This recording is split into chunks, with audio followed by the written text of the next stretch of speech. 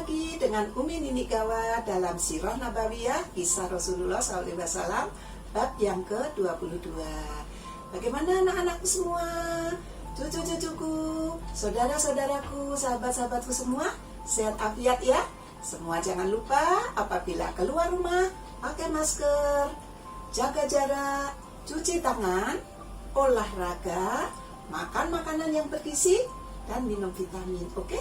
Agar semuanya sehat afiat dalam lindungan Allah Subhanahu wa taala dalam masa wabah Covid-19 ini. Amin ya rabbal alamin.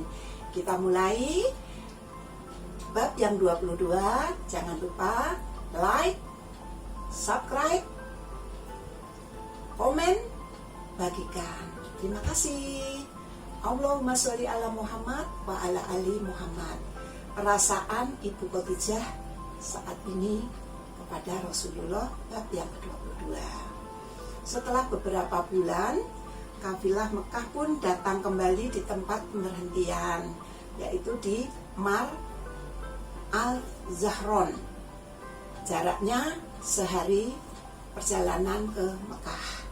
Namun para agen biasanya mendahulukan datang ke Mekah untuk memberikan laporan perdagangannya kepada yang menyuruh tadi.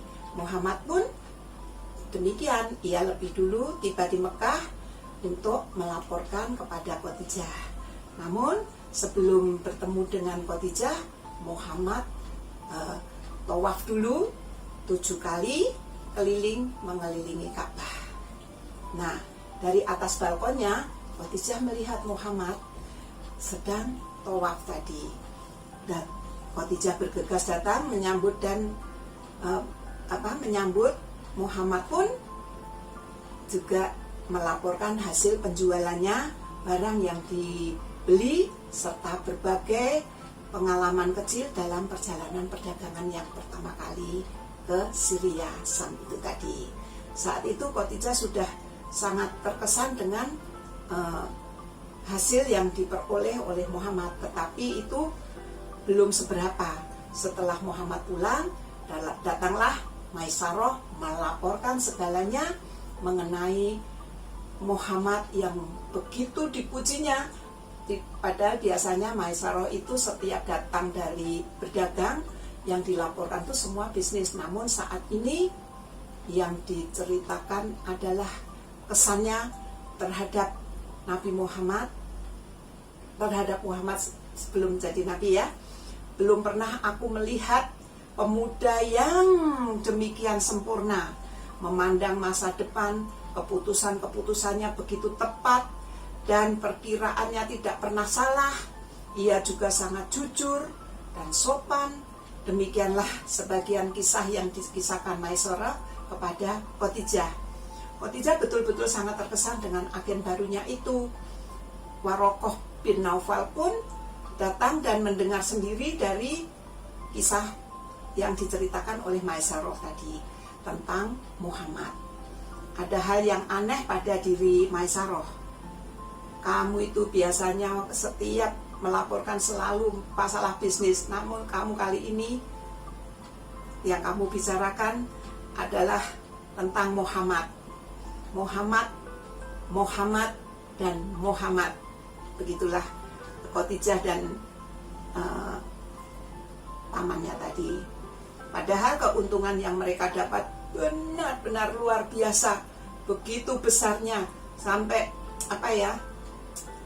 jika dikatakan bahwa Khadijah itu memiliki sentuhan emas, tepatlah apabila Muhammad juga disebut memiliki sentuhan penuh berkah. Ketika Warokoh telah mendengar semua, pamannya tadi kan Warokoh bin Naufal telah mendengar semua itu, ia tenggelam dalam pemikiran yang sungguh-sungguh. Setelah cukup lama berdiam diri, Warokoh berkata kepada Khadijah, mendengar darimu dan dari Maisarah mengenai Muhammad, dan juga dari apa yang kulihat sendiri, aku berpendapat bahwa ia memiliki semua sifat dan kemampuan sebagai seorang utusan Allah. Barokoh bilang begitu kepada Khadijah. Mungkin dialah yang ditakdirkan untuk menjadi salah seorang di antara para rasul pada masa yang akan datang. Memang Khadijah pun juga sudah mempunyai ketertarikan sendiri. Akhirnya Khadijah kan mempunyai teman wanita juga bangsawan yang bernama Nafisah binti Munyah. Nafisah tahu setelah suami kedua Khadijah meninggal, banyak sekali bangsawan-bangsawan, saudagar-saudagar yang melamar Khadijah namun ditolak semua. Bangsawan Quraisy yang dimaksudnya itu. Nafisah tahu bahwa Khadijah takut semua lamaran itu hanya mengincar hartanya, karena kan Khadijah adalah saudagar yang kaya raya, terkenal sekali kaya raya. Lebih dari itu, Nafisah juga tahu bahwa yang diinginkan Khadijah adalah seorang laki-laki yang berakhlak agung, jujur, setia. Nafisah pun juga tahu bahwa ada satu laki-laki yang seperti itu di Mekah ini, kata Nafisah, yaitu adalah Muhammad. Jadi yang diinginkan Khadijah itu laki-laki yang agung, yang jujur, yang setia. Itu tadi Nafisah berpikiran hanya satu di Mekah ini, yaitu Muhammad. Karena itulah begitu Khadijah membuka diri untuk mau menikah lagi, maka Nafisah pun juga ikut berusaha, dan Khadijah bilang tentang Muhammad. Nafisah tidak terkejut, karena Nafisah dalam hatinya juga sudah tahu, karena keinginan Khadijah itu laki-laki seperti Muhammad, calon suami seperti Muhammad. Khadijah meminta Nafisah untuk mencarikan jalan bagaimana pandangan Muhammad tentang dirinya gitu. Maka ketika Muhammad dalam perjalanan pulang dari Ka'bah, Nafisah pun menghentikannya. Nafisah pun bertanya kepada Muhammad, "Wahai Muhammad, Anda telah menjadi seorang pemuda, bahkan teman-temanmu yang seumurmu semua sudah menikah, bahkan sudah ada yang punya anak, yang lebih muda dari kamu juga sudah menikah." Dan mendengar pertanyaan itu, apakah kamu tidak ingin menikah? Nafisah bertanya kepada Muhammad. "Aku belum mampu menikah karena aku belum mempunyai kekayaan yang cukup untuk aku menikah." Apa jawab Anda jika Anda seorang wanita yang cantik, kaya, dan terhormat, mau menikah dengan Anda walaupun Anda belum mampu? Apa jawaban Anda? Tanya Nafisah kepada Muhammad. Muhammad balik bertanya dengan sedikit terkejut. Pertanyaannya seperti itu ya. Siapakah wanita itu? Muhammad balik bertanya kepada Nafisah. Nafisah pun tersenyum. Wanita itu adalah Khadijah, putri Khuwailid. Khadijah itu adalah putri Khuwailid. Alis Muhammad tambah terangkat. "Khadijah? Bagaimana mungkin Khadijah mau menikah dengan aku?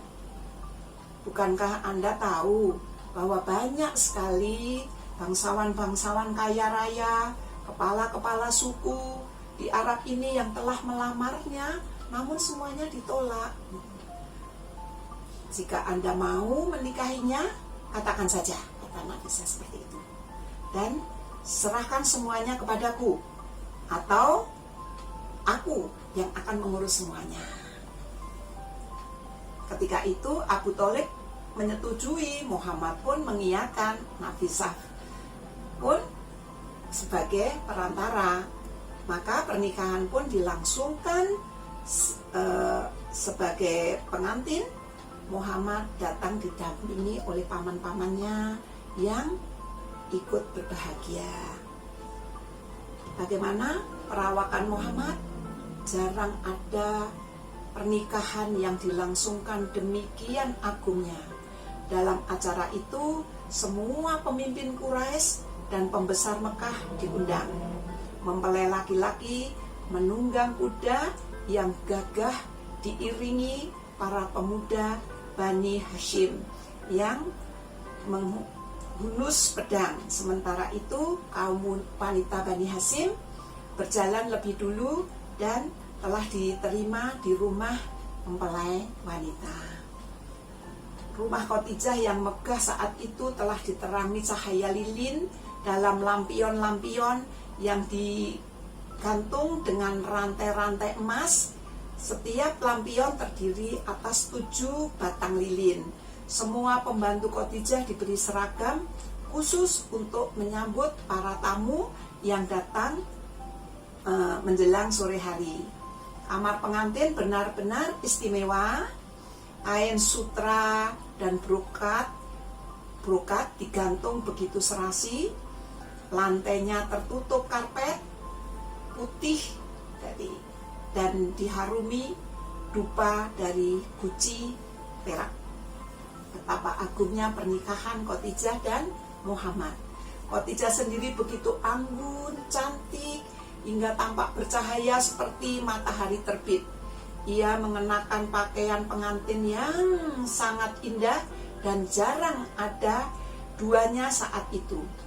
Abu Thalib adalah wakil mempelai laki-laki dalam memberi sambutan, sedangkan Warokoh bin Naufal adalah wakil dari mempelai wanita. Tidak ada laki-laki segagah Muhammad. Parasnya wajahnya tampan dan indah, perawakannya sedang, tidak tinggi, tidak pendek, tidak pokoknya sedang lah, indah. Rambutnya hitam sekali dan bergelombang, dahinya lebar dan rata, di atas sepasang alis yang lengkung, lebat dan bertaut. Pokoknya bisa kita bayangkan ya, semua bisa membayangkan begitu tampannya Nabi kita, Nabi besar Muhammad SAW pada waktu menikah. Sepasang matanya lebar dan hitam, di tepi putih matanya agak kemerahan, tampak lebih menarik dan kuat, pandangannya tajam dengan bulu mata yang hitam pekat. Hidungnya halus dengan barisan gigi yang bercelah-celah. Cambangnya lebar, berleher jenjang dan indah. Dadanya lebar dengan kedua bahu yang bidang, warna kulitnya terang dan jernih dengan kedua telapak tangannya dan kaki yang tebal. Jika berjalan, badannya agak condong ke depan, melangkah cepat-cepat dan pasti langkahnya, maksudnya seperti itu. Dan air mukanya membayangkan renungan dan penuh pikiran. Pandangan matanya menunjukkan kewibawaan, membuat orang patuh kepadanya. Itulah perawakan Rasul. Kita semua pasti bisa membayangkan, yang begitu bisa kita teladani, karena memang Rasul adalah suri teladan kita. Jadi kita harus menambah keimanan kita dalam mendengarkan kisah Rasul, sirah nabawiyah yang dibacakan oleh Umi ini. Untuk hari ini cukup di sini dulu pertemuan kita. Ketemu esok hari untuk bab yang berikutnya. Apabila ada tutur kata yang keliru, mohon dimaaf. Billahi taufiq wal hidayah. Wassalamualaikum warahmatullahi wabarakatuh.